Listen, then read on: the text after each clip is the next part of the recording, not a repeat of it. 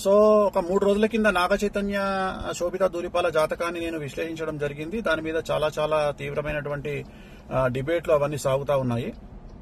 So నేను ఆ జాతకాన్ని చెప్పడానికి ప్రధానమైన కారణం ఏమిటంటే, నేను ఇంతకుముందు సమంత నాగ చైతన్య జాతకాన్ని చెప్పి ఉన్నాను కాబట్టి దానికి ఎక్స్టెండెడ్ గా ఈ జాతకాన్ని చెప్పడం జరిగింది తప్ప, నాకు మళ్ళీ నేను ఇచ్చినటువంటి మాట మీదనే ఉంటాను, సెలబ్రిటీ జాతకాలు చెప్పను అని చెప్పాను. నేను ఇక మీద సెలబ్రిటీ జాతకాలు చెప్పడము మానేశానని చెప్పాను. అదే మాట మీద ఉంటున్నాను. నేను కంటిన్యూ చెయ్యను. సో ఆ చెప్పాల్సినటువంటి పరిస్థితి కూడా లేదు.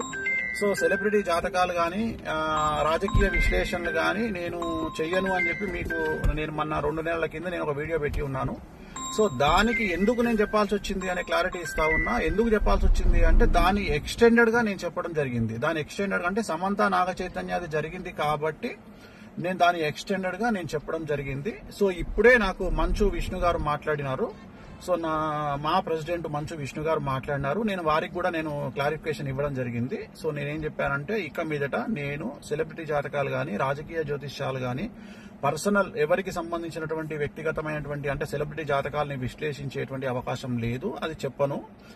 ప్రత్యేకించి నాగ చైతన్య గారి జాతకం చెప్పడానికి కారణం ఏంటి అంటే, ఓన్లీ వన్ రీజన్ ఏంటంటే, సమంత అది జరిగింది కాబట్టి దాని ఎక్స్టెండెడ్ గా దీన్ని మాట్లాడినాను. అంతే తప్ప ఇక మీదట నా నుండి మీరు సెలబ్రిటీ జాతకాలు నేను చెప్పను అని చెప్పాను. అదే మాట మీద ఉంటున్నాను. సో మంచు విష్ణు గారితో కూడా ఇప్పుడే మాట్లాడినాను.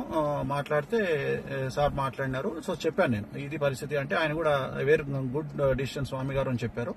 సో నాకు కూడా తెలుసు.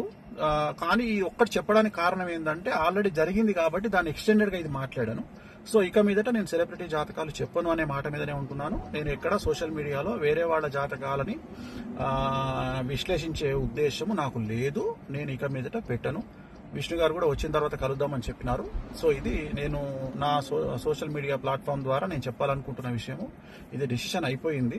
నేను ఓన్లీ బికాస్ ఆఫ్ అది ఎక్స్టెన్షన్ కాబట్టి సమంత ఇష్యూ, అందుకని చెప్పాల్సి వచ్చింది. అంతే తప్ప ఇక మీదట నా నుండి ఇలాంటివి మీరు ఎక్స్పెక్ట్ చేయలేరు. నేను చెప్పను కూడా. ఎలాంటి సెలబ్రిటీకి సంబంధించినటువంటి చెప్పాల్సినటువంటి పరిస్థితి నాకు లేదు. నేను చెప్పను.